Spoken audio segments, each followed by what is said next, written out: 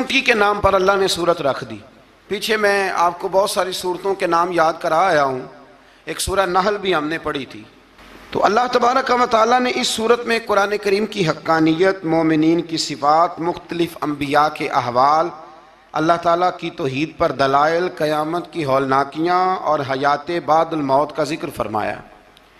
इस सूरत की इब्तदाई आयात में एक बार फिर हज़रत मूसा अलैहिस्सलाम के अहवाल और मोजज़ात का बयान है। आज नंबर 16 से सुलेमान अलैहिस्सलाम का जिक्र है। वो दाऊद अलैहिस्सलाम के वारिस थे, बेटे थे, और इन्हें परिंदों की बोलियां सिखाई गईं।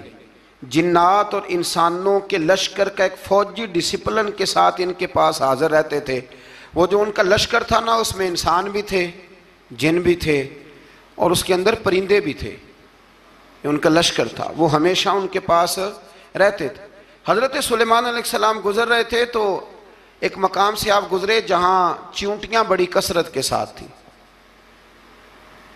तो एक चींटी जो उन चींटियों की सरदार थी, उन चींटियों की बड़ी थी, और मुफस्सिरीन किराम ने यह भी लिखा है कि वो थी भी, एक आंख उसकी कोई नहीं थी, एक टांग उसकी कोई नहीं थी, लेकिन इस हाल में भी वो चींटी जो थी वो चींटियों की क़यादत कर रही थी। तो हज़रत सैयदना सुलेमान अलैहिस्सलाम का लश्कर जब वहाँ से गुजरा तो वो कहने लगी, या अय्युहन नमल उदखुलू मसाकिनकुम, कहने लगी चींटियों अपने बिलों में घुस जाओ, कहीं ऐसा ना हो कि सुलेमान अलैहिस्सलाम का लश्कर बेदहानी में, सुलेमान का लश्कर तवज्जो ना करे और तुम्हें पाँव के नीचे मसल दे।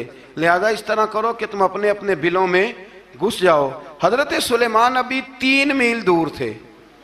तमाम मुफस्सिरीन ने लिखा है 3 मील दूर थे। तो वहाँ से चींटी बोली तो कुरान कहता है कि हज़रत सुलेमान उसकी बात सुन के हंस पड़े। फतबस्सम दाहिका, आप उसकी बात सुन के हंस पड़े कि देखो ये चींटी क्या कह रही है। ज़रा गौर करना बात पर कि हज़रत सुलेमान 3 मील दूर फासले पर चींटी की बात भी सुन लेते हैं। मौलवी ने कुरान की आयत पक्की याद कर लिया, ना बशरुम मिसलुकुम, कहता है हुजूर ने कहा मैं तुम्हारी तरह का बशर हूँ, नबी हमारी तरह होते हैं जी।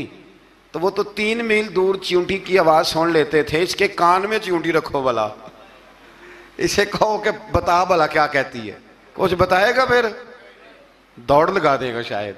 कान में रखो इसको, कहो बता चींटी क्या कहती। और अगर ये लफ्ज़ ना होते कुरान के कि जब उन्होंने सुना तो हंस पड़े, ये जुमले ना होते तो शायद इसको भी ना मानते। लेकिन हज़रत सुलेमान ने सुनी चींटी की बात। और अब अगली बात कहने लगा हूँ, बड़े खूबसूरत लफ्ज़ लिखे हैं मुफस्सिरीन ने। फरमाते हैं देखो, एक चींटी ने एक जुमला बोल के, एक चींटी ने एक जुमला बोल के अपने कबीले की खैर खाई की तो रब ने उसका जुमला भी कुरान में बयान फरमा दिया। तो जो सारी ज़िंदगी लोगों को जुमले बोल बोल के कहे रब रसूल की तरफ आ जाओ, तो अल्लाह क़यामत में उसकी बात को कायम नहीं फरमाएगा।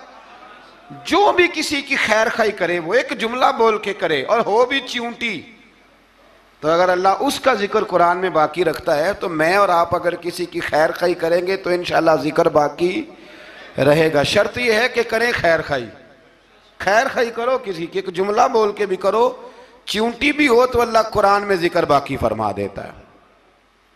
तो अल्लाह तबारक व तआला ने इस बात का जिक्र कुरान मजीद में फरमाया। इस पर कई कुछ लिखा है। इसी तरह से एक बात और लिखी है हमारे मुफस्सिरीन ने कि हज़रत सुलेमान एक दिन ना इसी तरह निकले, कहत पड़ गया था, बारिश नहीं होती थी, तो हज़रत सुलेमान बाहर मैदान में निकले दुआ करने के लिए, खुश्क साली थी। तो जब आप गए तो एक चींटी अपने पर फैला के दुआ मांग रही थी। तो रब करीम ने फरमाया सुलेमान आप वापस चले जाएं, बारिश आ जाएगी पर आएगी चींटी की दुआ पे। तो हज़रत सुलेमान ने अर्ज़ की, मौला मैं भी तो इतना लश्कर लेके आया हूँ ना, तो चलो हमें भी दुआ कर लेने दे, तू चींटी की दुआ पे बरसा देना पर दुआ कर लेने दे। फरमाया नहीं, आप वापस जाएं, दुआ ना मांगे। या अल्लाह क्यों? फरमाया चींटी का दिल टूट जाएगा, वो तो कहेगी कि ये सुलेमान के लश्कर दुआ पे फिर बारिश आई है। तो आप ना करें ताकि उसके दिल में ये बात रहे कि नहीं मेरे रब ने मेरी दुआ पे बारिश फरमाई है। आप जाएं, आज बारिश आएगी पर आएगी चींटी की दुआ पे। तो जो चींटी बारिश की दुआ करे कौम के लिए, अल्लाह अगर उसका जिक्र कायम रखता है तो जो अपनी कौम के लिए हिदायत की दुआ करे, और कभी कभी गर्दन झुका के देखा करो कि दिल में रसूलुल्लाह की उम्मत का दर्द कितना है।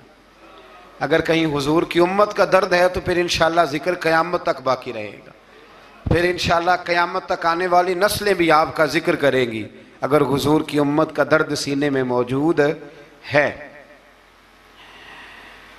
इसी तरह से फिर हजरत सुलेमान के लश्कर में ना एक हुदहुद नामी परिंदा भी था, लश्कर का कारकुन था परिंदा।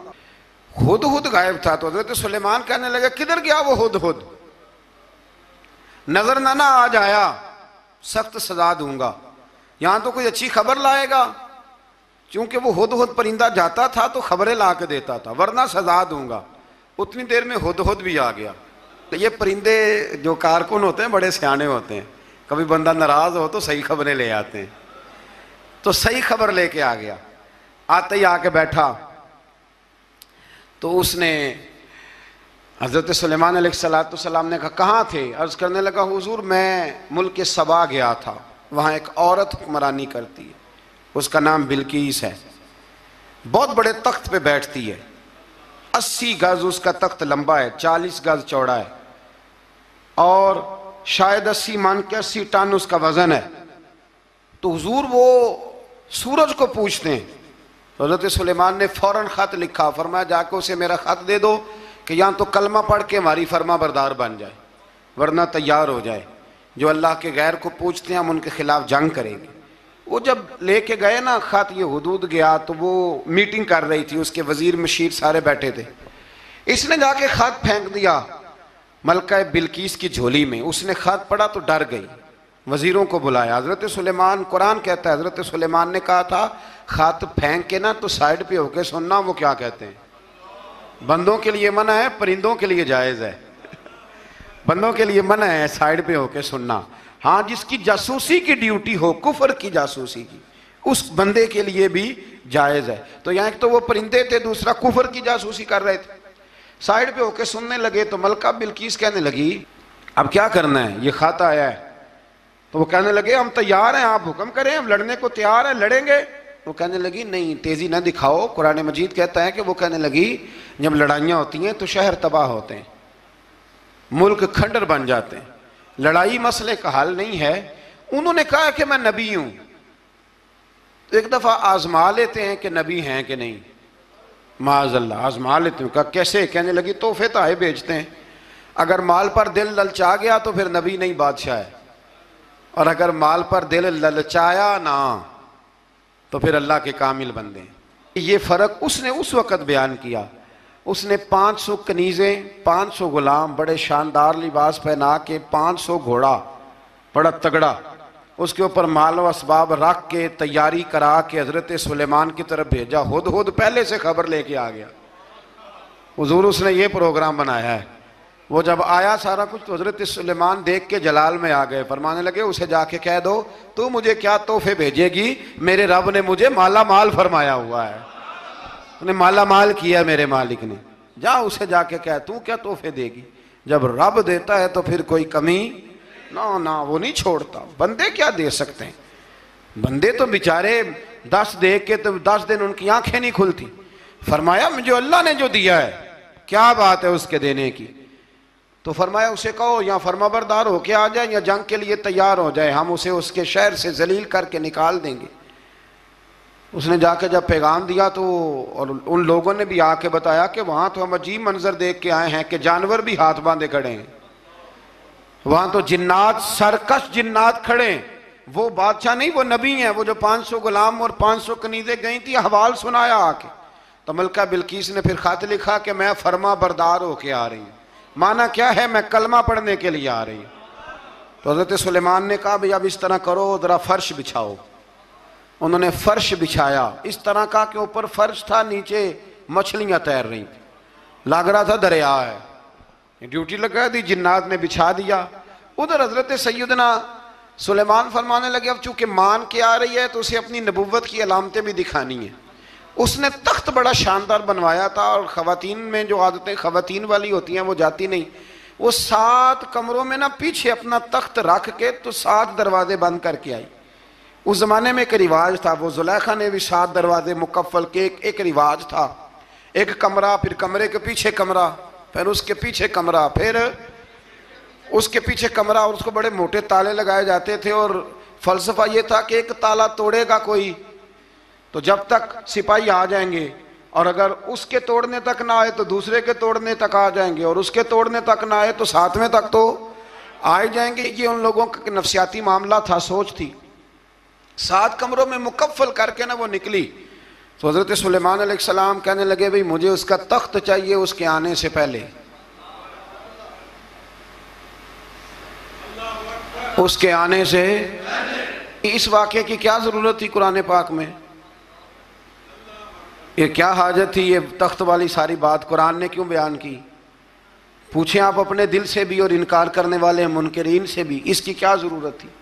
वो जो कहते हैं जी वली की करामत की क्या ज़रूरत है, सीधी सीधी नमाज पढ़ो, रोज़ा रखो, हज करो, ज़कात दो, तो पूछो इनसे एक सूरत नमल के अंदर इस सारी तफसील की क्या ज़रूरत थी? ख़त्म हो गई जब वो कलमा जो पढ़ रही है, तो फिर इस सारे वाक़े को रब क्यों बयान फरमाता है? हज़रत सैयदना सुलेमान फरमाने लगे तख्त चाहिए, और चाहिए उसके आने से पहले। काला इफरीतुम मिनल जिन, जिन्नों में से एक बहुत बड़ा जिन बोला, कहने लगा हुजूर आपका ये तख्त बर्खास्त होने से पहले ले आऊंगा। ये जो आप मीटिंग कर रहे हैं ना, या फैसले खत्म, कुछ ने लिखा सुबह से शाम तक मीटिंग होती है और उसको आने में पता नहीं कितने दिन लगेंगे, तो मैं ये बर्खास्त होने से पहले। और कुछ ने कह दिया आप शर्त क्यों लगाते हैं कि सुबह से शाम तक होती? उस जिन ने कहा दिया आप 10 मिनट में फारग हो जाएं, आप फारग होंगे तो तख्त आ जाएगा। मुफस्सिरीन ने लिखा है कि जब कुरान कहता है कि उसने कहा कि आपके फारिग होने से पहले, तो इसका मतलब है कि जब आप उठेंगे ये जगह खाली कर देंगे तो तख्त यहां किवें हजारों मील का फासला है आ जाएगा, पर हवाई जहाज पे कार्गो करा के जी DHL के जरिए कैसे आएगा? वह आएगा तो बस आएगा। तो हजरत सुलेमान की तो बादशाहत थी ना जमाने पे, फरमाने लगे नहीं नहीं तू लेट है, तू लेट है, तू हमें जानता ही नहीं, एट सेट ते पखड़ा कुआर गंदल, असी और भी बूटियां जानने आ, ये तू लेट है, अभी हमारी ताकत इससे ज्यादा है। बड़ी कमाल बात लिखी है लिखने वालों ने। एक मुफस्सिर ने लिखा है कि अभी हजरत सुलेमान ने गुलामों से मंगवाया है, अपनी बात कोई नहीं की, ये हाल है उनके गुलामों का, तो सरदार का आलम क्या होगा?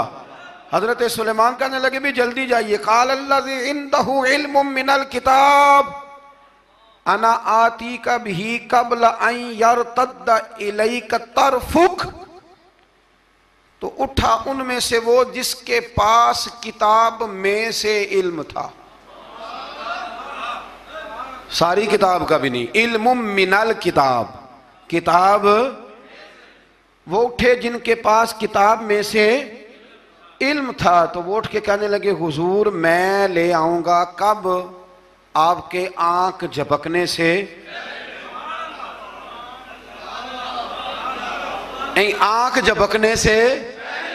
बंदा था जिन था, जिन की तो बात मानी नहीं उन्होंने, क्या कहा? आंख झपकने से, मैं आंख झपकने से पहले ले आऊंगा। तो हज़रत सुलेमान कहने लगे तू ठीक है चल ला, फिर ला, फिर आंख झपकने से। बड़े ही नादान नहीं, फिर गुस्सा नहीं आता उन पे, फिर गुस्सा नहीं आता। मेरे शेख कामिल मुर्शद अकमल शेख बहरोबार हुजूर गौसे पाक जिलानी हजरत गौसे आजम यूं करके शागिर्दों को मुरीदों को सबक पढ़ा रहे थे, पढ़ाते पढ़ाते हाथ आगे किया, और जब हाथ वापस आया तो भीग गया था सारा। तो शागिर्द कहने लगे हुजूर ये क्या है? फरमाया तुम्हें नहीं समझ आएगी, छोड़ो तुम्हारे वाली बात नहीं, खासा दी गल आमा आगे नहीं मुनासब करनी, रहने दो तुम। कुछ वक्त गुजरा तो कुछ लोग आ गए, अभी क्लास खत्म नहीं हुई थी, कपड़े भीगे हुए हो, वो शागिर्द पहले ही मुंतजिर थे। कहा तुम्हें क्या हुआ? कहने लगे दरिया में जा रहे थे, अचानक हिचकोले आने लगे, तो हमने कोई किसी बेअमल का बाजू तो नहीं ना थामा, हम गौसे आजम के मानने वाले हैं। तो दरिया में कहा या शेख अब्दुल कादिर जिलानी शैअन लिल्लाह, अल्लाह के रास्ते में मदद करो। तो कहने लगे बस एक हाथ ही आया है, और यूं कश्ती खींच के बाहर निकालिया। तो अब वो शागिर्द सारे चुप कर गए, कहने लगे जवाब क्यों नहीं देते। उन्होंने कहा तुमने हाथ देखा है पहुंचता हुआ, और हमने हाथ देखा है यहां से जाता हुआ। तुमने पहुंचता हुआ देखा है तो हमने। हजरत बहाउल्लाह नक्शबंद बुखारी, उनकी एक मुरीदनी थी, ऊपर चुबारे पे किसी ने उसकी इज्जत पे हाथ डाला, चुबारे पे ऊपर वाली मंजिल पे। उस मुरीदनी ने अपनी इज्जत बचाने के लिए छलांग लगा दी। जब वो नीचे गिर रही थी तो हजरत बहाउल्लाह नक्शबंद बुखारी पहुंच गए। नीचे कोई ऐसा बंदोबस्त कर दिया, कोई चारपाई बिछा दी, कोई ऐसा जिसपे वो आके आराम से गिरी और बच गई। हजरत साहब की तरफ देख के कहने लगी हुजूर आप कब आए। फरमाने लगे पुत्र जब तू चुबारे से चली थी तब मैं बुखारे से चला था। जब तू चुबारे से चली थी ना तब मैं बुखारे से चला था, और तेरे नीचे आने तक मैं भी पहुंच गया हूं। मैं भी माली दा कम राखी करना, फल कच्चे होण या पक्के, ये पीर मुरीदां दे सिर ते ही रहिंदा है। ये झूठे होण या सच्चे, ये पक्की गुलामी करें या कच्ची करें, पीर की भी मजबूरी होती है, क्या करें। पीर मुरीदां दे सिर ते ही रहिंदा है, ये झूठे होण या सच्चे, क्या किया जा सकता है। लेकिन ना नाफरमान बेटे का भी तो जायदाद में हिस्सा होता है ना, नाफरमान भी हो तो जायदाद में हिस्सा। तो चलो बाप नाराज रहेगा तो अल्लाह नाराज रहेगा, बात अलग है, पर जायदाद का हकदार तो है ना, चाहे नाफरमान ही है। पीर मुरीदां दे सिर ते ही रहिंदा है, ये झूठे होण या। फिर वो तख्त आ गया तो हजरत सुलेमान से पूछा ये क्या है। काला हाजा मिन फजल रब्बी। फरमाने लगे कुछ भी नहीं। हजरत सुलेमान कहने लगे ये मेरे रब का फजल है। शायद सब मुफस्सिरीन ने बड़ी बड़ी बातें की हों, पर यहाँ एक काजी सनाउल्लाह पानीपती रहमतुल्लाह अलैह का फिक्रा मैं पढ़ रहा था, बड़ा मज़ा आ रहा था। काजी साहब फरमाने लगे इस आयत पे, काजी साहब कहते हैं जिन पर निरा फजल था, हाजा मिन फजल रब्बी, निरा फजल। फरमाया उनकी तो इतनी ताकत है कि वो हजारों मील दूर से 80 गज लंबा 80 गज चौड़ा तख्त आंख झपकने से पहले ले आते हैं, और जिनके बारे में अल्लाह फरमाते हैं बश्शिरिल मुमिनीना बिअन्ना लहुम मिनल्लाहि फदलन कबीरा। फरमाया महबूब अपने गुलामों को खुशखबरी दे दें, बाकियों पे निरा फजल था, इन पर तो फजल कबीर है, इन पर तो बड़ा ही फजल है अल्लाह का। तो फरमाया जिन पर फजल कबीर हो, एक नहीं, इस पर मैं बड़े दलाइल दे सकता हूँ, करामाते औलिया पर मैं बड़े ही दलाइल दे सकता हूँ, बड़े। गौसे आजम रदी अल्लाह तआला अन्हु के पास बादशाह आया तो कहने लगा पीर तब मानूंगा जब सेब खिलाएंगे। सेब का मौसम ही नहीं था। तो हजरत साहब आते ही उसे कहने लगे अब तू मेरी विलायत को सेबों पे तो ना तोल, अब सेब खिलाए तो वली या ना खिलाए तो वली कोई नहीं, ये तो अब मेरी विलायत को सेबों पे तो ना तोल। तो हजरत साहब ने यूं हाथ उठाया तो अल्लाह ने 2 सेब अता फरमाए। तो वहां जुमला है हुज़ूर गौसे आजम का, फरमाने लगे अगर अल्लाह हजरत मरियम सलामुल्लाह जो बनी इसराइल की वलिया हैं, वली है ना, वो नबी तो नहीं ना, औरत नबी नहीं हो सकती। फरमाया अगर अल्लाह उन्हें बगैर मौसम के फल दे सकता है, मैं तो मोहम्मद अरबी का नौकर हूं। फरमाया अब ना 2 सेब आए थे, तो वो कहने लगा मेरे तो दिल में 1 सेब था ना, तो हुज़ूर गौसे आजम ने ना 1 सेब मुझे दिया, एक मैंने खाया तो एक गौस पाक खाने लगे। कहते हो मैंने वो मुंह में रखा, जरा तुर्श था, तो मेरे चेहरे का वो रंग देख के ना, असर देख के कि तलखी महसूस, तो गौसे आजम कहने लगे मेरे वाला खा। तो एक उन्होंने काट के टुकड़ा दिया, कहते खाया तो बड़ा मीठा था। तो मैंने कहा हुजूर आए तो दोनों ही गैब से हैं, तो आपके वाला मीठा है मेरे वाला कड़वा है। तो आप फरमाने लगे आए तो दोनों गैब से थे, पर एक को जरा जालिम के हाथ लग गए हैं ना, उसको तंबीह भी कर दी कि जुल्म से बाज आ जा, तंबीह भी कर दी। पर मैं हाथ जालिम के लगे इसलिए तुर्श हो गया, सियाना बन। एक नहीं 20 दर्जनों, लेकिन पता नहीं क्यों लोग अड़ गए, पता नहीं क्यों कड़ के आ गए करामत औलिया के मामले में। बिल्कुल, और फिर किसी हदीस में यह नहीं आया कि इस जमाने में वली होंगे तो इस जमाने में वली नहीं होंगे। हुजूर ने फरमाया मेरी उम्मत कभी गुमराही पर जमा नहीं होगी। इकबाल कहते हैं औलिया क्या होते हैं, औलिया क्या हैं, जवासीसुल कुलूब। इकबाल कहता है वली का बहुत बड़ा वली तुमने देखना हो तो उसे देखो जो तेरे दिल का जासूस है। चलो ये मुश्किल बात है, मैं नहीं छेड़ता, लेकिन जो तेरे हाँ वो जासूसी करता है, पर करता है तेरे दिल की, वो तेरे दिल का जासूस होता है वली। और उस पर हुजूर की हदीस है, फरमाया इसकी फिरासत कल्बी से डर, ये अल्लाह के नूर से देखता है। डर इसकी फिरासत कल्बी से। अल्लाह तौफीक अता फरमाए। 12 इस वली का नाम था आसफ बिन बरखिया। आसफ बिन बरखिया जी हज़रत सुलेमान के वज़ीर थे। वो आई मलका बिल्कीस, और जब वो आई ना तो उसने देखा कि ये तो आगे सामने हज़रत सुलेमान बैठे हैं, और जो रास्ता है ना दरमियान में वो फर्श है कि दरिया है समझ नहीं आ रही। तो उसने ना अपना यूं करके ऊपर कपड़ा उठाना शुरू कर दिया कि नीचे पानी है। तो हज़रत सुलेमान कहने लगे चलती आ, नीचे कुछ भी नहीं। उसने पैर रखा, नीचे मछलियां भी तैरती जा रही थी। हज़रत सुलेमान अलैहिस्सलाम, आज भी अल्लाह ने तौफीक दिया ना, लोगों ने इस तरह की तामीरात बाद में की हैं, लेकिन इसके मौजिद, इसके पहले बनाने वाले हज़रत सुलेमान है अल्लाह की दी हुई तौफीक से। तो वो मलका आपके पास आई, फिर वो आपकी फर्मा बरदार हो गई। और बाद मुफस्सिरीन ने यह लिखा है कि उसने जब कलमा पढ़ा तो फिर उसका निकाह भी हज़रत सुलेमान से हुआ। ये भी बाज़ लोगों ने लिखा।